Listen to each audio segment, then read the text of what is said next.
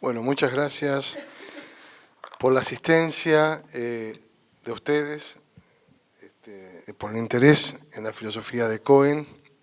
Muchas gracias también al Centro Conti por la invitación, porque claro, no es hablar en cualquier lugar sobre el problema del antisemitismo, sino hablar en el lugar que es el símbolo del terrorismo de Estado, del desprecio por los derechos humanos, de la intolerancia, de la desaparición de la persona directamente, ¿no? El exterminio del otro. Entonces, bueno, me pareció complicado preparar una charla sobre la inclusión del otro en Hermann Cohen en un contexto donde justamente se practicó el exterminio del otro. Entonces, teniendo siempre el contexto, uno piensa en un contexto, en filosofía siempre. Entonces, teniendo en cuenta el contexto, intentaremos ir hacia atrás, hacia el siglo XIX, y ver un poquito en detalle la reacción filosófica que tuvo Hermann Cohen al problema del antisemitismo y el modo en que él rescató las raíces judías, del pensamiento judío, no solo para la supervivencia de su propio pueblo, él era judío, sino para justamente poder establecer la paz en la humanidad, la paz y la justicia en la humanidad. Es un problema, justamente que conversábamos con Jorge cuando me invitó, es un problema hablar del judaísmo de Hermann Cohen, porque es un autor que en general ha sido visto por la crítica como un kantiano, es decir, es un discípulo de Kant, de Immanuel Kant, y se veía a sí mismo como tal, apareció en público como tal, y entonces en realidad el costado judío de Cohen ha sido bastante dejado de lado por los intérpretes. Si tomamos en cuenta el texto de Andrea Poma, The Critical Philosophy of Hermann Cohen, la filosofía crítica de Hermann Cohen, o por ejemplo el texto de Walter Kinkel, la biografía de Walter Kinkel, o grandes textos de interpretación de Cohen, en general se lo lee como un kantiano.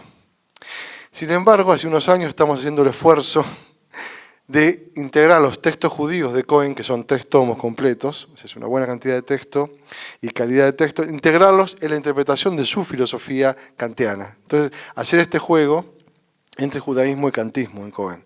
Yo el año pasado di una conferencia en la UBA, en la Cátedra de Estudios Moses Mendelssohn, donde intenté mostrar el aspecto más bien kantiano de Cohen.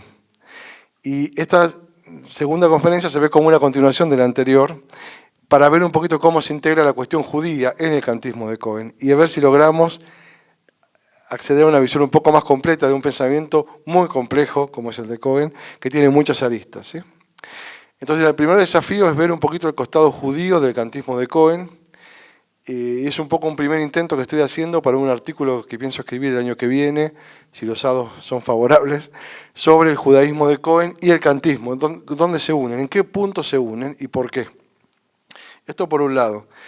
Por otro lado, pensando en el contexto de la ESMA, me pareció fundamental entrar a Cohen por la cuestión del antisemitismo, porque para él fue muy importante, formó su pensamiento filosófico, la experiencia de ser un judío en un contexto en Alemania donde crecientemente avanzaba el odio hacia su pueblo, y desde ahí, no solamente desde ahí, pero también desde ahí, él comenzó a elaborar su propia teoría del Estado y teoría de la justicia, ¿sí?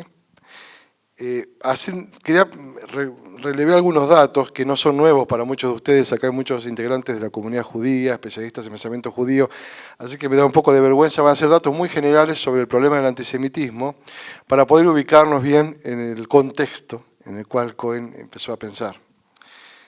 Tenemos constancia de digamos, el momento fundacional, si quieren, del antisemitismo, no del antisemitismo, sino de la experiencia de exilio del pueblo judío, es en nuestra era, por lo menos, en el año 70 después de Cristo, cuando el Imperio Romano arrasa Israel y envía como trabajadores forzados a judíos y como esclavos a diferentes lugares. Luego de esa experiencia terrible del año 70 después de Cristo, de la primera gran aplastamiento, digamos, del pueblo judío, tenemos en el 132 después de Cristo el levantamiento de Simón Bar Kokhba, que fue aplastado, y ahí empieza la diáspora, es decir, la dispersión del pueblo judío a nivel internacional, ¿sí? Que esto es fundamental también para entender el pensamiento de Hermann Cohen, ¿no? Luego encontramos en la Edad Media, cuando a partir del siglo V, más o menos, cuando la Iglesia empieza a ser hegemónica, la Iglesia Católica, encontramos diferentes ocasiones, procesos, momentos de profundo antisemitismo que va creciendo. Cuando uno ve un poco la historia occidental, eso va creciendo. Digamos. Tenemos, por ejemplo, acusaciones de si los judíos son educados para odiar a los cristianos, para creerse el pueblo elegido, el pueblo superior al resto del mundo, y por lo tanto el pueblo con derecho a esclavizar a todos los demás, inclusive a los cristianos. Ese tipo de difamaciones. El Talmud enseña a los judíos a odiar a los cristianos, y claro, la gente no conocía el Talmud, y ese tipo de difamaciones crecía, y tenemos diferentes momentos importantes donde se dan matanzas grandes de comunidades judías. Un momento clave es la primera cruzada en 1096, cuando los cruzados cruzan el Rin, en Francia, en Rouen, se produce la primera matanza de judíos, porque claro, los cruzados van a liberar los lugares sagrados. Entonces los judíos son los enemigos de la fe. Entonces en Rouen se produce la primera matanza, que siempre va acompañada de conversiones forzosas al cristianismo. La primera matanza los encierran en la iglesia, los ordenan a convertirse, el que no se convierte es asesinado.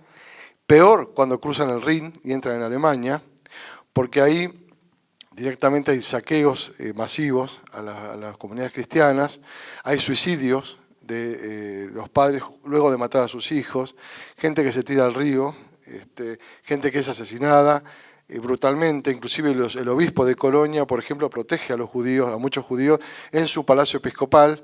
Entran los cruzados, matan igual, de todos modos, a los judíos frente a la presencia de la autoridad eclesiástica, etcétera, ¿no? Ahí hay también una mezcla de antisemitismo y también de búsqueda de botines y de hacerse con los bienes de los judíos, ¿no? De hecho, cuando los cruzados llegan a Hungría, son asesinados, los que habían participado en la cruzada antisemita son asesinados por el emperador, porque dice, acá no es una cuestión de fe, acá es una cuestión de justamente una matanza de rapiña, para saquear, digamos. Luego tenemos la segunda cruzada, donde la cuestión, luego hay unos 50 años de paz. Luego la segunda cruzada, donde también se intensifica la matanza de integrantes del pueblo judío. Y luego ya entramos, haciendo un vuelo rasante, ya llegamos a la época de Lutero, que es un personaje también que tiene una doble actitud con el pueblo judío. Por un lado publica un texto, primer texto que dice que Jesús también nació judío. Das Jesu auch als Jude geboren sei. Creo que es el título exacto, a ver si lo tengo acá bien. No quiero decirlo inexactamente. Sí, que Jesús había nacido judío. Das Jesus Christus ein geborener Jude sei, donde defiende el derecho de los judíos a seguir su propia religión. Pero con el pasar de los años, ya en 1537, publica un segundo texto que se llama Von den Juden und ihrer Lügen, de los judíos y sus mentiras, donde llama a expropiar a los judíos de sus propiedades, llama a excluirlos del ejercicio de oficios, de profesiones. Tengo acá el texto de Lutero, dice, cito textualmente, es la traducción de Jones Bejarano. Hay que prender fuego a las sinagogas y a las escuelas de los judíos, derribar y destruir sus casas, privarles de sus devocionarios y del Talmud. Hay que prohibir a sus rabinos que sigan enseñando. Hay que prohibirles transitar libremente por las calles y el ejercicio de la usura, ya que el préstamo con interés debe ser considerado como un robo. Y finalmente hay que animar a los judíos jóvenes y fuertes a que, con los aperos de labranza, se ganen el pan con el sudor de su frente. Fin de cita. Es decir, es un texto virulento, directamente y profundamente antisemita de Lutero, y algunos intérpretes sostienen que se da ese paso, digamos, de Lutero, porque en un comienzo él creía que podía convertir a los judíos a su propia posición religiosa, y eso no ocurrió. Es decir, atraviesa la historia de Occidente esta necesidad de una conversión forzosa de los judíos, que se conviertan al cristianismo, es decir, que abandonen su identidad religiosa. Si bien nosotros tenemos presente, como decía Jorge, la Shoah, que fue la exterminación física de gran parte de un pueblo, en realidad el problema para Cohen y en la época es la exterminación espiritual, es decir, obligar a abandonar la identidad religiosa. Ese es el debate. En Hermann Cohen, claramente, a pesar de las matanzas a las que asistimos, el debate principal tenía que ver con lo que se llama el problema de la asimilación de los judíos, es decir, la conversión forzosa al cristianismo. Esto por un lado. Por otro lado, también el debate en torno a la interpretación del Talmud. Se produce un movimiento hacia fines, también en la época de Lutero, hacia 1520 y pico, un tal Pfefferkorn, que era un miembro de la comunidad judía convertido al cristianismo, comenzó a diseminar, digamos, la difamación de que los judíos son educados con prescripciones, digamos, a atentar contra los demás pueblos, a desconocer las culturas en las cuales están insertos, los países en los cuales están asentados, etc. Y Pfefferkorn fue expulsado por la comunidad judía, por supuesto, pero los dominicos en Colonia lo aceptaron. Y le dieron un cargo de guardia en la noche en un hospital y empezaron a ayudar a la transmisión de las opiniones de Pfefferkorn. Y el emperador Maxiliano inclusive llegó a verlo a Pfefferkorn y Pfefferkorn le dice: hay que quemar los textos judíos, el Talmud, sobre todo los devocionarios. Y Maximiliano lo autorizó, entonces confiscaron 168 rollos en las sinagogas en Frankfurt. Y después hubo quejas de las comunidades judías y ahí dijo: bueno, hay que llamar a una comisión de expertos para examinar si efectivamente los textos judíos son difamatorios contra los cristianos o no, si son anticristianos o no, etc. O sea, que lo que había que haber hecho al principio, que era nombrar una comisión para evaluar, se hizo después de confiscar los textos. Bueno, esa es nuestra historia humana. La cuestión es cuando se forma una comisión seria para examinar los textos, interviene un humanista de Tübingen, que era especialista en hebreo, que había publicado un manual para aprender hebreo, Johann Reuchlin. Y Reuchlin, él sabía hebreo, examinando los textos judíos, sostiene que no son textos peligrosos, que son textos que contienen una moral universalista, digamos, de establecer la paz entre todos los seres humanos, inclusive el extranjero, el huérfano, la viuda, y que en todo caso los judíos son ciudadanos de pleno derecho del imperio y por lo tanto no deben ser pisoteadas sus creencias como las de ningún ciudadano. Y en todo caso, si queremos discutirles, discutamos con ideas, no con la fuerza. Entonces, bueno, no fue aceptado, hubo una resistencia muy fuerte al dictamen de Reuchlin, y él apeló al concilio de Letrán, y allí terminaron aceptando su planteo. Es decir, el sínodo aceptó su planteo de no destruir los textos de los judíos, porque el texto para el judaísmo es muy importante. El texto, ahí está la ley, ahí está la memoria del pueblo, y está la identidad, ¿sí?, cultural en gran parte. Entonces, esto para ubicar un poquito el problema del antisemitismo como problema político, como problema religioso, como problema moral. Y después hablamos de Hermann Cohen, que se ocupó de esa cuestión. En filosofía corremos un riesgo muy grande, que yo siempre lo digo, que es leer el texto sin el contexto. Entonces uno lee a Hermann Cohen, se ocupa del texto, pero es muy difícil, si uno no entiende la gravedad del problema, es muy difícil entender el texto, ver el sentido del texto, no el argumento, el sentido. A dónde apunta, por qué argumenta como argumenta, contra quiénes argumenta, etc. Entonces esto es para dar una primera visión general de la cuestión, ¿sí? Luego, hacia fines del siglo XVIII, en Alemania, tenemos una escala social dentro de la propia comunidad judía. Están los judíos de la corte, que tenían bastantes derechos. Luego están los judíos ordinarios, que podían ejercer algunas profesiones, podían transmitir la carta de protección, es decir, el permiso de residencia a sus hijos. Luego los judíos extraordinarios, que no podían transmitir la carta de residencia, el permiso de residencia a sus hijos. Los judíos protegidos por los judíos ordinarios, que eran una situación aún más precaria, podían ser expulsados del reino, etc. Algunos no se podían casar. Ese es el contexto del siglo XVIII. Como sostiene Jorge, en el siglo XIX se produce un cambio, la emancipación, voy a hablar ahora un poquito, pero esta es un poquito la cuestión en cual se encuentra el pueblo judío cuando Hermann Cohen viene, digamos, comienza a desarrollar su pensamiento filosófico.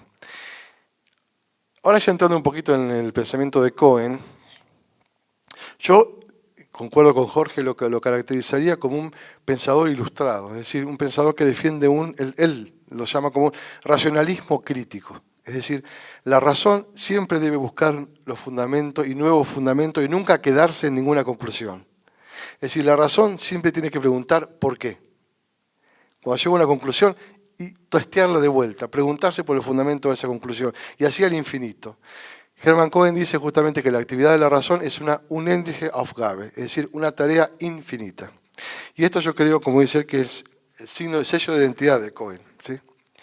¿Quién fue Hermann Cohen? Para presentarlo un poquito ante el público en general.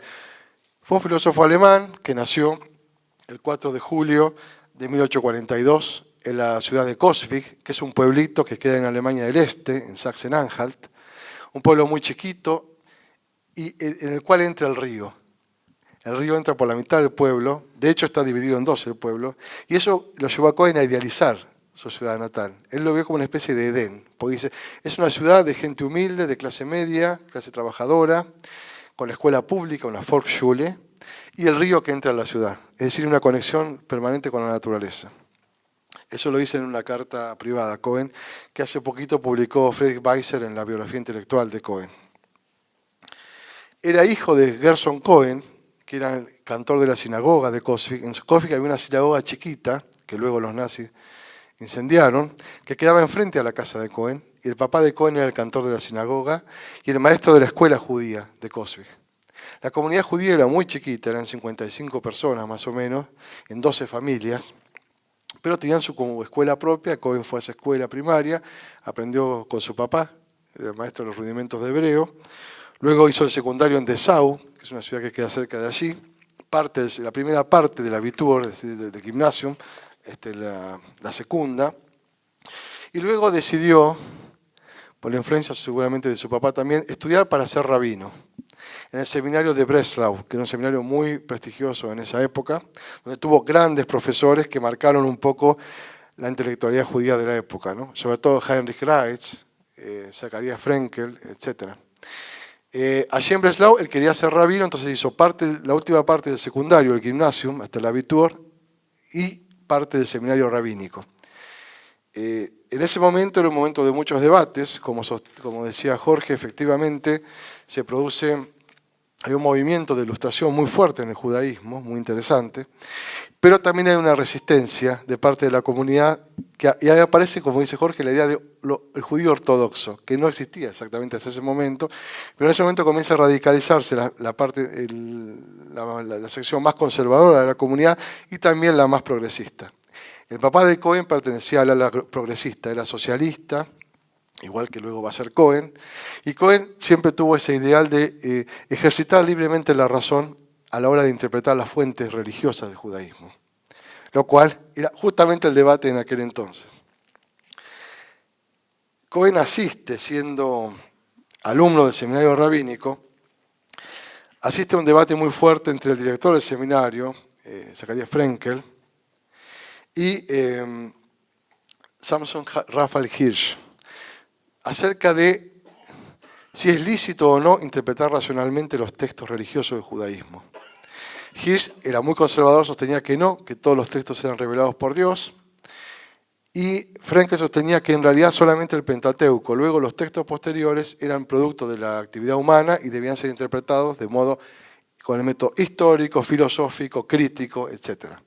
Ese debate fue fuerte, ganó la parte más conservadora de Samson Hirsch, pero a Cohen le quedó un sabor amargo después de ese debate.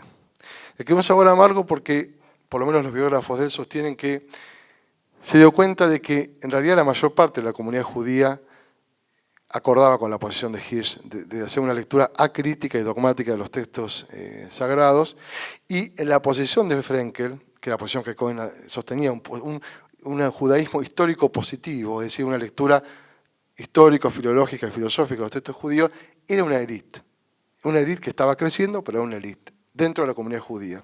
Entonces Cohen se desilusiona, deja la carrera de rabino y empieza la carrera de filosofía de la facultad, de la universidad. Ahí pasa por Berlín, pasa por varios lugares, tiene grandes profesores, como Trendelenburg, por ejemplo, un aristotélico muy importante en esa época, y finalmente se doctora en Halle, de la Universidad de Halle, sobre el problema de la libertad y la contingencia en varios filósofos.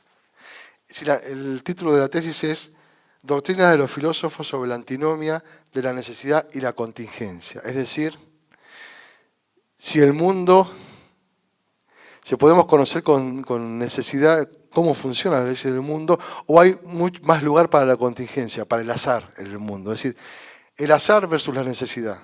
Que era un problema que no es exactamente la formulación que le da, pero que se ha planteado Kant. ¿Sí? En la tercera antinomia de la dialéctica trascendental, la crítica de la razón pura, la antinomia entre la libertad y la necesidad. Ahí vemos ya la influencia de Kant. Y la vemos antes también, cuando él estudia en Berlín. Pero sin embargo, el digamos, que más va a influir en su llegada a Kant va a ser Friedrich Albert Lange. Lange era profesor en la Universidad de Marburg. Cohen había escrito un libro sobre Kant que se llamaba Kants Theorie der Erfahrung, la teoría kantiana de la experiencia, que era un comentario a la crítica de la razón práctica, básicamente, crítica de la razón pura, perdón, de Kant. Lange lee el libro, se interesa mucho y lo invita a Marburg, y ahí se hacen amigos, profundamente amigos con Cohen, y Cohen va a ser su sucesor en la cátedra de Marburg. ¿Sí? Entonces, el kantismo de Cohen, si bien empieza ya en Berlín, se vuelve más intenso en Marburg bajo la influencia de Lange. Lange consigue que Cohen se habilite como profesor, que sea privatdocent. En Alemania uno tiene que doctorarse, hacer 2 doctorados para ser profesor. El primer doctorado es el de Halle, el segundo es el de Marburg, la habilitación, que le valió el texto Kants Theorie der Erfahrung, la teoría kantiana de la experiencia, como tesis de habilitación, y ahí puede ser profesor a tiempo completo. No fue fácil. Lange tuvo que luchar bastante porque había ya un núcleo antisemita en la Universidad de Marburg. No había habido hasta ese momento ningún profesor de filosofía judío en Alemania. Y había resistencia. Hay un botánico, Wigand, se opone ante el Senado de la universidad a nombrar a un profesor judío. La universidad discute, Cohen le dice a Lange, bueno, dejémoslo ahí, me quedo como doctor, no soy profesor, pero no voy a abandonar mi identidad judía, mi identidad religiosa. No, y siguen peleando y finalmente consigue Lange, que era muy luchador, consigue que el Senado apruebe, por lo menos que rechace la petición de Wigand, es decir, que un judío tiene derecho a ser profesor de la universidad. Tuvo que pelear bastante. Cuando muere Lange, ahí Cohen lo sucede como profesor full time. Es decir, que la vida de Cohen está atravesada en gran parte también por el antisemitismo. Ahora voy a hablar un poquito más de eso. En general, los intérpretes de Cohen tienden a ver un Cohen kantiano, yo también. Yo publiqué un libro, se llama Derecho, Intersubjetividad y Justicia, que es un libro del 2017, donde hago una lectura muy kantiana de Cohen. Reconozco también la falencia en mi interpretación. Pero Cohen se sentía como judío y comienza a publicar sus primeros judíos ya en la década de 1860, es decir, a los 20 y pico de años. Después que él se doctora en 1866, empieza a publicar sus textos sobre temas de judaísmo, temas de teología judía, religión judía. Algunos textos son de coyuntura, son discusiones sobre cuestiones puntuales que ocurrían contra los judíos en aquel momento. Yo quería descartar, como el tema de la conferencia es el socialismo de Cohen, un texto de Cohen de 1867 sobre Heinrich Heine, que era un judío también heterodoxo y liberal también. Se llama Heinrich Heine y el judaísmo. Heinrich Heine und das Judentum. Es un texto muy interesante porque es el primer texto de Cohen sobre los escritos judíos, donde él empieza a delinear su idea de un socialismo judío, digamos, o algo así como la relevancia del judaísmo para pensar la idea de socialismo. Y ahí lo que toma de Heine, Heinrich Heine había sido condenado por la comunidad judía porque se había convertido al catolicismo, era visto como un libertino, un libre pensador. Sin embargo, había participado en el movimiento de la Wissenschaft des Judentums, es decir, la ciencia del judaísmo, y Cohen lo valora como un judío interesante y valioso. De hecho, el primer trabajo de él se dedica a la obra de Heine, poeta, ensayista, filósofo, Heine. Y lo que le interesa a Cohen de Heine es que era un panteísta, es decir, que Heine consideraba que Dios era idéntico al mundo, que Dios es idéntico a la naturaleza del mundo. Por lo tanto, la divinidad está presente en todas las partes del mundo por igual. Entonces, si la divinidad está presente en todos los seres humanos por igual, ahí hay un reclamo fuerte de igualdad de derechos. Es decir, Heine es un igualitarista porque es un panteísta. Es el argumento de Cohen un poco, en ese primer texto, que les recomiendo la lectura. Algunos textos de los escritos judíos fueron publicados por la editorial Lilmoth, acá en Buenos Aires, en el 2010. Ese es el primer texto sobre el judaísmo. El segundo se llama Virchow y los judíos. Virchow y los judíos. Virchow und die Juden. Que es un texto de coyuntura, digamos. Tiene que ver con un caso particular que el doctor Aufrecht, que era un médico judío, quiere conseguir un cargo de ayudante en el Instituto de Patología de Berlín, es decir, como ayudante de un profesor de patología, para luego llegar a ser profesor titular de medicina. Virchow, que era el profesor, Rudolf Virchow, rechaza la petición del profesor Aufrecht diciendo que en realidad no tenía sentido nombrar un judío como ayudante, como asistente de una cátedra, porque nunca iba a poder llegar a ser profesor titular, porque eso no iba a ocurrir. No ocurría en Alemania, no había ocurrido, no iba a ocurrir. Y ahí Cohen se enoja mucho y publica un texto muy interesante que se llama Virchow y los judíos. Porque él dice, en realidad, digamos, estás legitimando una discriminación, porque la ley prusiana no prohibía a los judíos ejercer oficios. Es decir, ahí hay un prejuicio, hay un acto de intolerancia y de discriminación. Entonces, bueno, ese es otro texto judío importante, de los primeros textos judíos de Cohen, donde él justamente plantea la necesidad de la igualdad de derechos para judíos y para cristianos, por el bien de los judíos y por el bien de los cristianos. Porque si, digamos, destruimos la institucionalidad, todos salimos afectados, no solo los judíos. Digamos. El tema del judaísmo como una minoría que en realidad representa a todos los sujetos de derecho. Si Cohen argumenta siempre desde un punto de vista universalista e institucional. Luego yo quería señalar otro texto que está traducido a castellano en los escritos judíos, la edición del 2010, y Pablo Drexi me mostró una edición antigua en castellano, también, sobre el Shabbat. Creo que vos me mostraste, ¿no? Una edición en español del 50, creo que era, que salió en Buenos Aires, ¿no? Pero ahora salió otra en el 2010 y me llamó la atención que ya en esa época se hubiera traducido ese texto, me pareció muy interesante. ¿Por qué es un texto muy interesante? Es un texto de juventud de Cohen, es de 1869, mis anteojos, perdón. Exactamente 1868.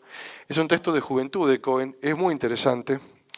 Yo lo trabajé bastante porque ahí él trabaja el ideal del socialismo a partir del Shabbat como figura religiosa y ritual judía.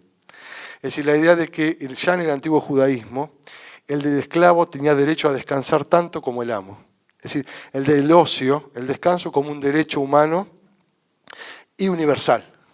Es decir, que él encuentra en el Shabbat, como figura ritual judía, un germen de socialismo, un germen de igualitarismo en la antigua ética judía. Si Cohen aplica allí un método bastante filológico, analiza el origen del Shabbat, dice el Shabbat se originó, dice en que antiguamente se guiaban por los ciclos lunares, y los ciclos lunares eran de 14 días, la mitad era una semana, era el día de Saturno, es decir, que tiene también un contenido pagano, el origen del día de Shabbat, pero tiene este contenido profundamente igualitario y socialista, es decir, que todos tenemos derecho al descanso porque no hay ningún Señor, es decir, el único Señor es Dios. Y Dios justamente trasciende a la humanidad y por lo tanto no hay ningún Señor entre los seres humanos. Es una posición casi anarquista, fuertemente socialista de Cohen. Recomiendo la lectura de ese texto. Esos son los primeros textos en los cuales Cohen comienza a delinear la cuestión, disculpen, acomodo mi papel, la cuestión del socialismo, y a darse cuenta que es una sola matriz. Es decir, la matriz kantiana, Kant sostenía cuando formula el imperativo categórico en una de sus formulaciones, que debemos obrar de modo tal que tratemos a la humanidad en nuestra persona y en la de los demás siempre como un fin en sí mismo y nunca como un medio. Es decir, que la persona tiene un valor absoluto, dice Kant, no tiene valor de mercado, no tiene Marktpreis. Es decir, la dignidad no puede ser canjeada por nada, hablando del contexto de la ESMA. La dignidad no puede ser canjeada por nada. Este es el núcleo que Cohen encuentra en el judaísmo, sobre todo en el texto sobre el Shabbat, creo que eso se ve bastante claro. Y en Kant, es decir, que para él en realidad son como dos caras de la misma moneda. Yo creo que él efectivamente logró integrar bastante estas dos visiones. Luego Cohen, cuando ya es profesor, ya tiene un cargo de mucha más relevancia en Marburg, que era una universidad no muy grande ni importante, pero tampoco era menor. Y cuando comienza a ejercer como profesor, también tiene que empezar a luchar contra el antisemitismo ya dando la cara como personaje público, así que cambia la situación, digamos. El primer caso, el primer momento en el cual él tiene que alzar la voz contra el antisemitismo en el espacio de lo público, es en el año 1888, por ahí. Pero yo quería decir que en 1871, el Kaiser Wilhelm I de Alemania, Guillermo I, en abril del 1871, proclama el principio, y leo textualmente, dice, la igualdad de confesiones con respecto a los derechos civiles y políticos. Es decir, la emancipación, lo que decía Jorge, la emancipación, finalmente, de los judíos, poder ser ciudadanos de pleno derecho y gozar de igualdad en el acceso a los derechos civiles y políticos. Pero, en octubre de 1873, comienza una crisis financiera muy fuerte a nivel mundial, y eso provoca mucha hambre, mucha desocupación en Europa en general, y en Alemania también, y los judíos comienzan a ser señalados como los culpables de la crisis, chivo expiatorio. Comienza a haber muestras cada vez más fuertes de antisemitismo. Hay un artículo que es de 18, yo con las cifras, con las fechas son muy malos, un artículo de 1879 de Heinrich Treitschke, un historiador muy importante del nacionalismo prusiano, un historiador liberal nacionalista prusiano, que publicó un artículo que se llama Unsere Aussichten, algo así como nuestras perspectivas. Y ahí lo dice claramente, Die Juden sind unser Unglück, los judíos son nuestra desgracia. Y bueno, Cohen, por supuesto, reacciona contra ese artículo, le escribe dos cartas a Treitschke, le señala errores de documentación, inclusive en el artículo. Imagínense Treitschke, la alegría que tenía, y le propone Cohen que publique su carta a Treitschke junto con el artículo de Treitschke. Treitschke se niega, publica un segundo artículo más virulento todavía, y ahí Cohen se da cuenta de que la cosa está cambiando, que la emancipación fue un sueño que duró poco, y que en realidad el antisemitismo está creciendo y creciendo en serio. Este es el primer momento. El segundo momento, bueno, como Treitschke no le contesta, no le publica la carta, le escribe un texto muy interesante que creo que no está traducido, que se llama Ein Bekenntnis in der Judenfrage, una confesión sobre la cuestión judía, donde él desarrolla su tesis que luego más adelante profundizará, que es la idea de que la germanidad es judía y el judaísmo es germano, es lo que decía Jorge. Hay un judaísmo germano muy particular, y él dice, la tradición germana es judía, es decir, es cristiana y es judía. Tiene muchos elementos en común, la valoración de la ley por sobre todo, la autonomía, como la internalización de la ley en el sujeto individual. Es decir, que los salmos, digamos, judíos que influyeron mucho en la música de Bach también, es decir, que el judaísmo dio mucho a Alemania. No es que tiene para dar, dio mucho. Entonces él ahí hace una argumentación que filosóficamente podríamos llamar comunitarista, es decir, la identidad del pueblo alemán es judía también. Ahí le contesta a Treitschke, que es historiador, digamos, y le contesta con mucha altura. Es un primer texto ya más programático sobre su filosofía judía. Y luego viene el famoso caso, el proceso de Ferdinand Fenner. Ya hacia 1880, 1888, ocurre un proceso judicial en el marco de una campaña política de Otto von Böckels, que era un candidato antisemita en Marburg. Ferdinand Fenner, que era un maestro de escuela, dio una conferencia en Marbach donde sostuvo que los judíos son educados en base al Talmud y que el Talmud prescribe traicionar a los cristianos. Disparate, pero él sostenía eso. Entonces el rabino Leo Munk, el rabino máximo de Marburg, inicia un proceso legal, por supuesto, porque además ya estaba la legislación prusiana que los protegía, y llaman como perito de parte a Paul de Lagarde, que era un orientalista de Göttingen, que era antisemita. Entonces a Cohen no le gusta, y lo llaman a Cohen y Cohen va. Va porque es una carga pública como profesor, y va porque no quería que quede en manos de Lagarde, que era antisemita, el perito de parte de algo tan delicado. Entonces elabora toda una defensa del Talmud y un estudio del Talmud muy interesante, que luego se cristalizó en la forma de libro, un libro muy, muy interesante que voy a hablar en un ratito, que se llama El amor del prójimo en el Talmud, Die Nächstenliebe im Talmud, que está en castellano, varias ediciones. Hay una de Andrés Ancona, que es la más reciente, es un filósofo mexicano que tradujo a Cohen. Y allí lo que sostiene Cohen es que en realidad el judaísmo tiene un núcleo universalista. Es decir, el judaísmo no es una religión nacionalista. Los judíos no se creen un pueblo elegido, superior a los demás, sino que se consideran un pueblo elegido en el sentido de que están llamados a liderar la lucha por la paz entre los pueblos, es decir, la integración de todos los seres humanos, del extranjero, la viuda y el huérfano, es decir, del que está excluido. Entonces ahí aparecen dos elementos fundamentales en la filosofía de Cohen. Por un lado, el concepto de inclusión, es decir, el judaísmo es una religión inclusiva, el otro siempre es bienvenido. Y por otro lado, el concepto de universalismo, es decir, en el mismo sentido que Kant, la ética judía es una ética universalista para toda la humanidad. Es un mesianismo universalista. Bueno, les recomiendo la lectura de ese texto, es muy interesante, muy iluminador. Allí aparece la figura del Noágida, es decir, el hijo de Noé, que no es judío, pero es tan valioso como el judío y tiene tantos derechos como el judío, aunque no comparte la religión y viva en territorio de Israel. Entonces ahí Cohen rastrea, que es un poco su trabajo, el núcleo universalista, moral, digamos, en el pensamiento judío. Por supuesto, Fenner pierde el juicio, por suerte, es condenado a 14 días de prisión efectiva, más el pago de las costas, y bueno, sale bien, pero Cohen le dejó un sabor amargo esto, igual que el caso de Virchow, le dejó la idea de que el antisemitismo no era algo sencillo, estaba creciendo, porque además el juicio de Fenner fue cubierto por los medios, por los diarios, o sea que había interés. Es decir, que la cuestión era compleja.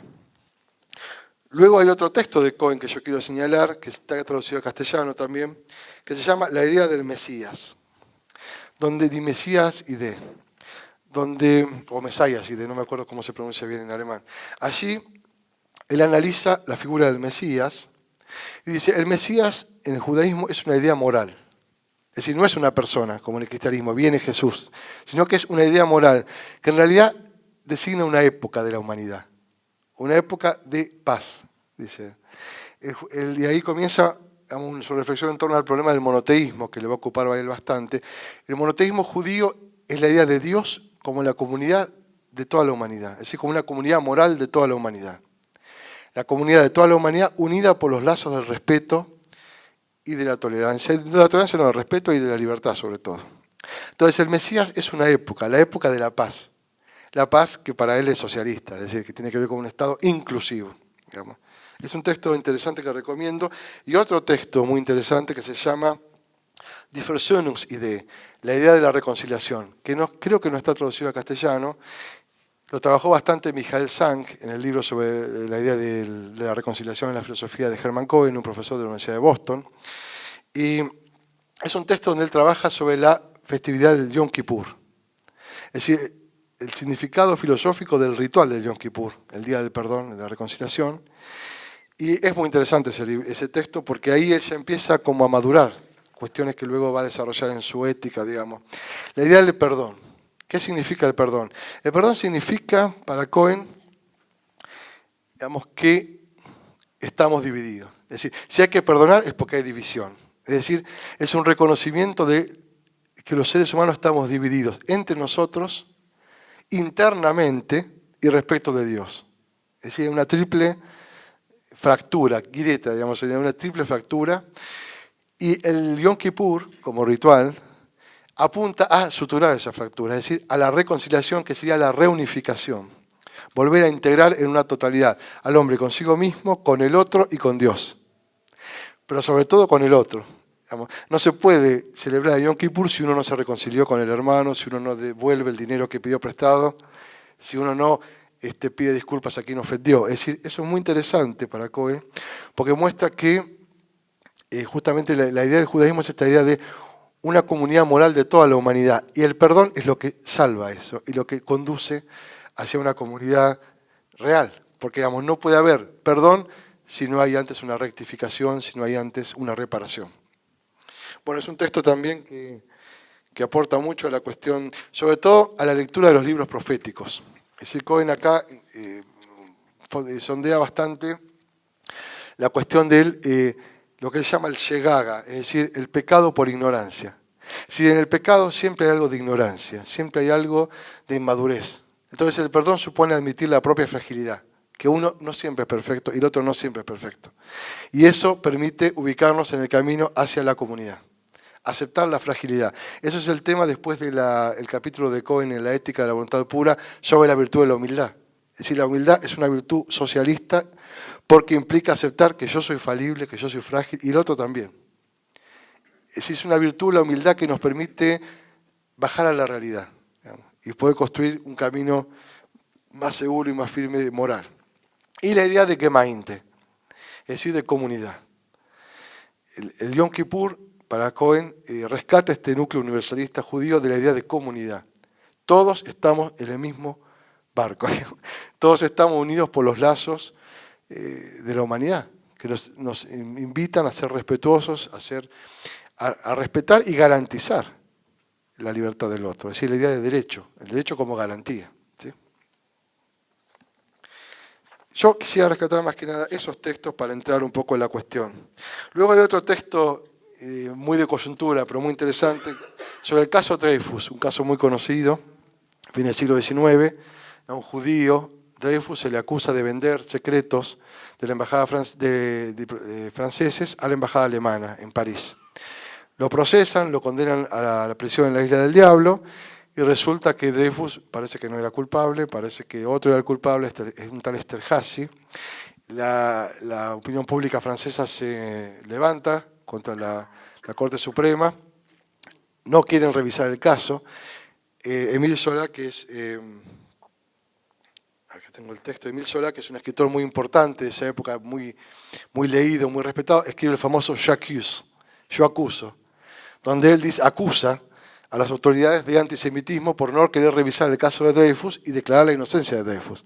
Ahí Cohen escribe unsere Ehrenpflicht gegen Dreyfus, nuestra obligación de honor frente a Dreyfus, donde defiende, él ahí lo que dice es, el problema del pueblo judío, el peligro que tenemos los judíos, dice Cohen, es perder nuestra identidad religiosa.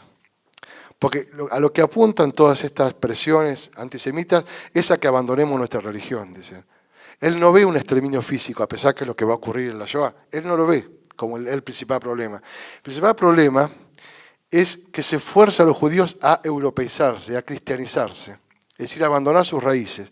Y eso, dice Cohen, muestra el caso Dreyfus y hace un alegato apasionado por una restauración de las raíces judías, y dice, no hay que escapar de Europa, como dicen los sionistas. Acá está el debate con el sionismo. Es decir, el sionismo quería volver a Palestina, y dice, no hay que escapar de Europa, hay que pelear en Europa. Y pelear en el ámbito de la cultura, con las ideas, una batalla cultural, digamos. Mostrar que los valores judíos no solo son relevantes, sino que son constitutivos, en el caso de la germanidad, es decir, son parte de la identidad europea, no son algo extraño, sino parte. Bueno, un gran texto, un gran alegato a favor de Dreyfus y de la identidad judía. Luego el caso de Dreyfus terminó mal, como todos saben. Luego tiene otros textos donde él plantea, hay un texto muy fuerte que se llama, me pongo en Santiago, Zwei Vorschläge zur Sicherung unseres Fortbestanden, 2 propuestas para asegurar nuestra permanencia, nuestra existencia, donde él habla de que la existencia del pueblo judío depende de la creación de escuelas judías, es decir, escuelas para los jóvenes donde se enseñe el Talmud, se enseñe la religión y se cultiven los valores de la identidad judía. Y él mismo allí llama a crear escuelas, y él creó una escuela, él contribuyó a la creación de una escuela judía en Marburg que se llamaba Israelitischer Schuler und Lehnsheim, ¿sí? una escuela judía.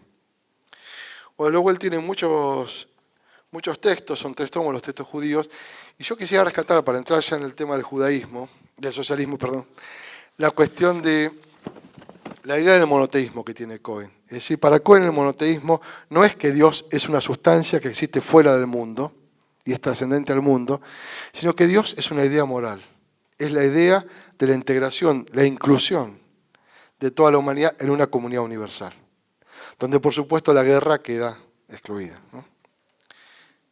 Los textos judíos de Cohen, también los textos de Vejez, son muy interesantes, sobre todo la religión de la razón, a partir de la fuente del judaísmo, que es un texto que se publicó póstumo, son manuscritos de él que editó su esposa Martha Cohen y luego Bruno Strauss.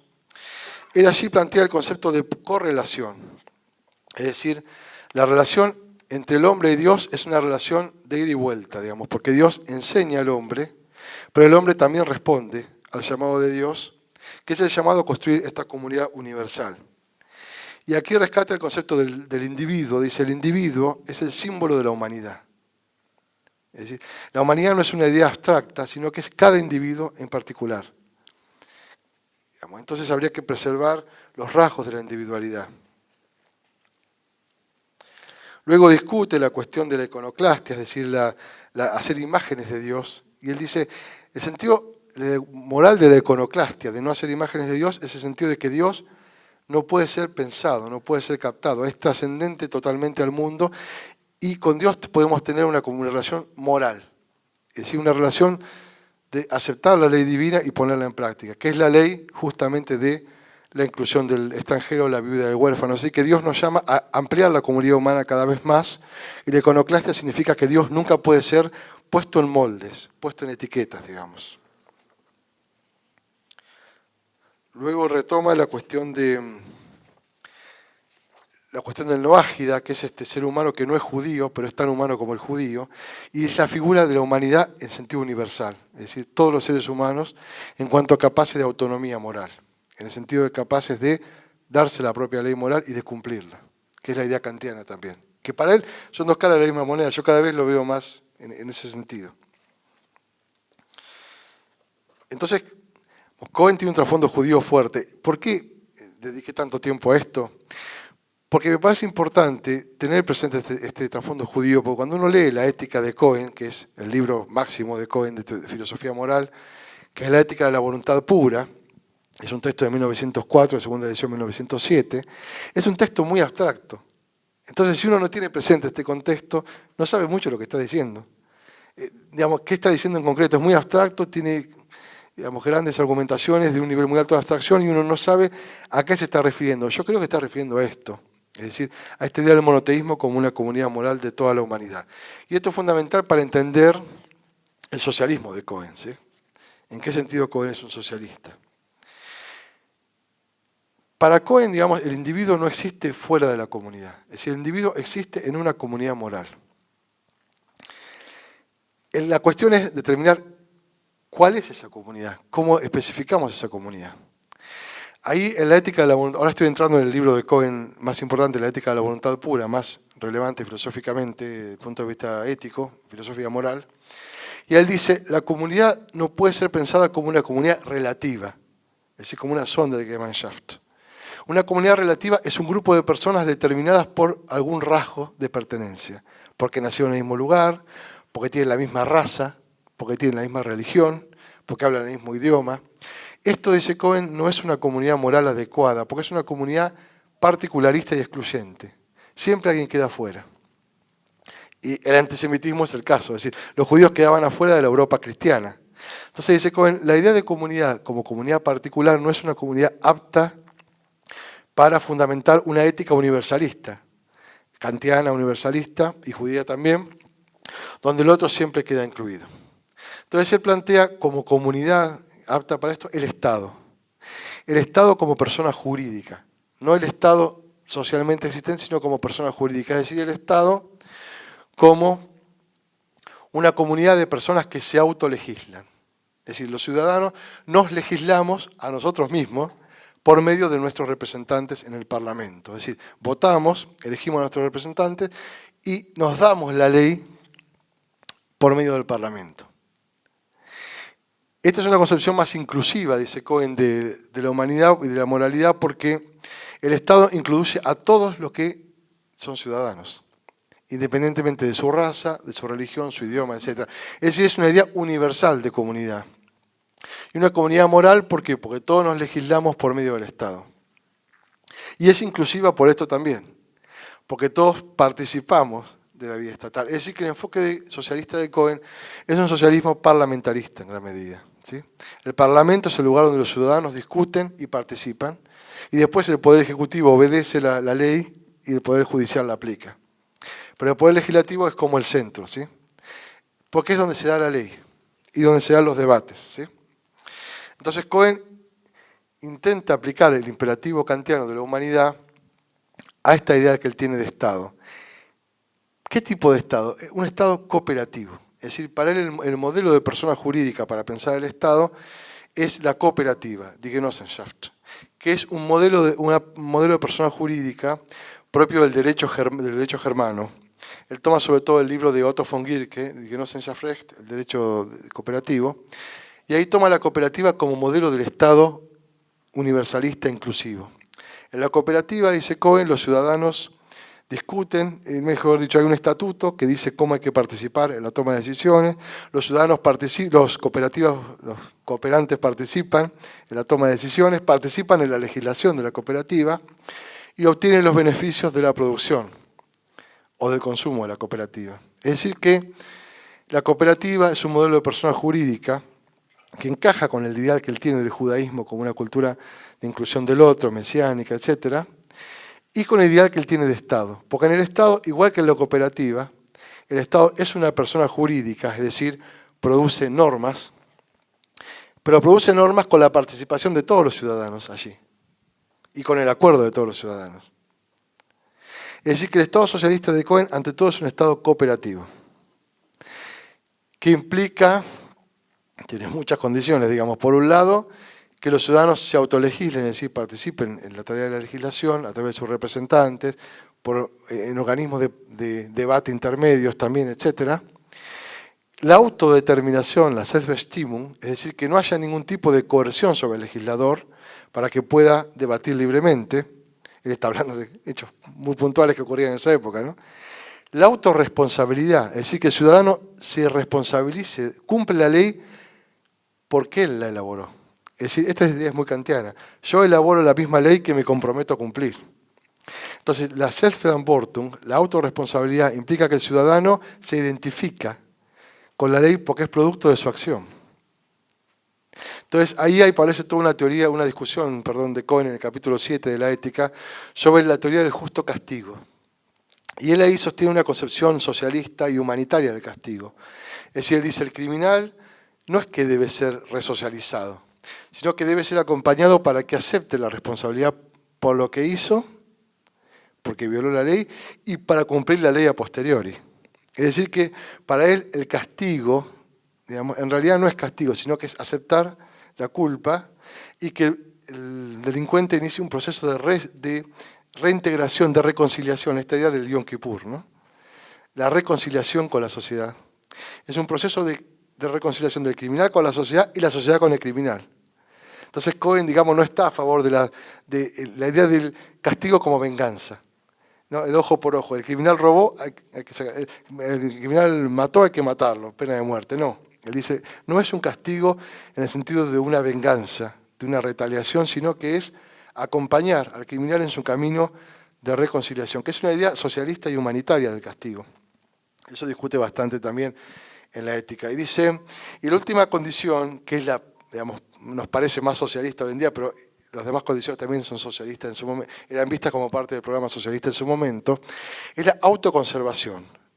La autoconservación, la Selbsterhaltung, es decir, el ciudadano tiene que poder existir, conservarse en la vida, poder satisfacer sus necesidades básicas. Es decir, no hay legitimidad del Estado si el ciudadano no puede tener una vida digna. Es decir, no puede alimentarse, tener abrigo, salud, educación. Es un abanico, lo que se llama una concepción robusta de la ciudadanía, de los derechos de ciudadanía. Así que Cohen sostiene, inspirado en esta tradición judía, una concepción robusta de los derechos de ciudadanía que implican que el Estado debe cuidar de los ciudadanos, de la existencia de los ciudadanos y facilitarles, digamos, sin caer en lo que él critica fuertemente, el colectivismo, es decir, que el Estado sea propietario de todo. No, dice, la propiedad privada es parte de la autonomía. Cada uno tiene derecho a su propiedad y a su iniciativa privada. Pero la cooperativa es el modelo para que los ciudadanos puedan satisfacer sus necesidades básicas y conservar su autonomía. Que ese era el debate en esa época en el socialismo, digamos. El Estado totalitario o la autonomía del sujeto. Y Cohen dice, no son irreconciliables. Son dos caras de la misma moneda. La subsistencia del ciudadano es parte de la autonomía y parte de la legitimidad del Estado. Esto es en el capítulo 7 de la Ética de la Voluntad pura. Luego en el capítulo 15, él desarrolla la virtud de la justicia, die Gerechtigkeit, la justicia, que es una virtud, dice él, profética, defendida por los profetas, como la virtud del Estado. Y allí él desarrolla toda una discusión en torno al problema de la propiedad. Es decir, ¿quién es propietario de qué? Y ahí discute fuertemente con la idea de una propiedad absoluta, que es la misma discusión que tiene Kant en la metafísica de las costumbres, cuando Kant dice, nadie es propietario absolutamente de nada. Es decir, yo no soy propietario de un latifundio porque lo heredé, sino que la propiedad está en función de la autonomía, es decir, de la subsistencia de todos. Por lo tanto, la propiedad, dice Cohen, tiene una función dentro de esta idea de Estado. Nadie es propietario absolutamente de nada, y ahí defiende él el impuesto a la herencia. Porque la gran discusión en Kant también y en Cohen después es el impuesto a la herencia, que sigue siendo una discusión, es decir, nada cambió en el mundo en que vivimos, seguimos discutiendo el impuesto a la herencia, porque esa es una discusión ética muy fuerte. Es decir, la herencia es dinero que yo no produje, lo recibo, y eso permite la acumulación de riqueza en pocas manos, o en menos manos. Y está bien, pero si ese dinero atenta contra la subsistencia del otro ciudadano, es moralmente para Cohen injustificable. Entonces él defiende una concepción dinámica, digamos, de la propiedad, está en función de la autonomía de los sujetos, y justamente de que el sujeto pueda autodeterminarse en todos los ámbitos de la vida, inclusive en el económico. Y ahí desarrolla una crítica a la idea de propiedad privada, de empresa privada capitalista, que es una idea que se está retomando ya en los 90, lo empezaron a retomar los republicanos y ahora se está retomando de vuelta, la idea de una economía, una democracia económica. Es decir, la idea de cómo democratizar el mercado, la idea de que la empresa privada capitalista es una empresa pensada de modo feudal. Es decir, el CEO ordena, el empleado obedece, si no obedece lo echan y si no viene otro. Es decir, que es vertical. Y Cohen, con su idea kantiana y judía de la autonomía, dice esto es un problema porque esto atenta contra la autodeterminación del trabajador. Primero porque el trabajador no es dueño, no controla el proceso de producción. Segundo porque el proceso de producción se mecanizó tanto que el obrero es como una herramienta más. Y eso me recuerda a la película de Chaplin, Tiempos Modernos, ¿no? El comienzo, los primeros 17 minutos donde Chaplin pone la tuerca y está en una línea de montaje, vienen mercaderías y le ponen la misma tuerca siempre. Dejan de venir mercaderías y él sigue poniendo en el aire la misma tuerca. Es decir, que es un trabajo que mecaniza y que aliena en el sentido de que quita autonomía al trabajador. Entonces dice Cohen, la economía debe estar al servicio de la autonomía del trabajador, no el trabajador al servicio del capital.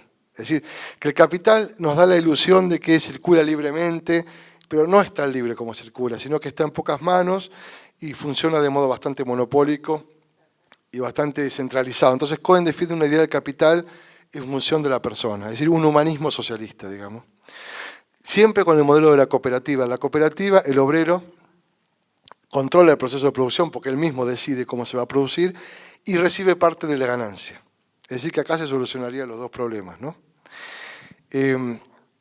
Esto forma parte del debate sobre el socialismo a fines del siglo XIX, entre el ala más marxista ortodoxa de Kautsky y el ala más socialdemócrata de Cohen y de Bernstein. En este contexto, Cohen encontró en los textos judíos, creo yo, y voy a intentar demostrarlo más adelante, cuando escriba un texto más adelante, él encontró en los textos judíos la inspiración para este concepto de autonomía y para esta crítica y esta denuncia del autoritarismo del capital. Entonces creo que con esto más o menos, por lo menos hay una primera aproximación a la cuestión del socialismo y judaísmo en Cohen. Muchas gracias por la atención.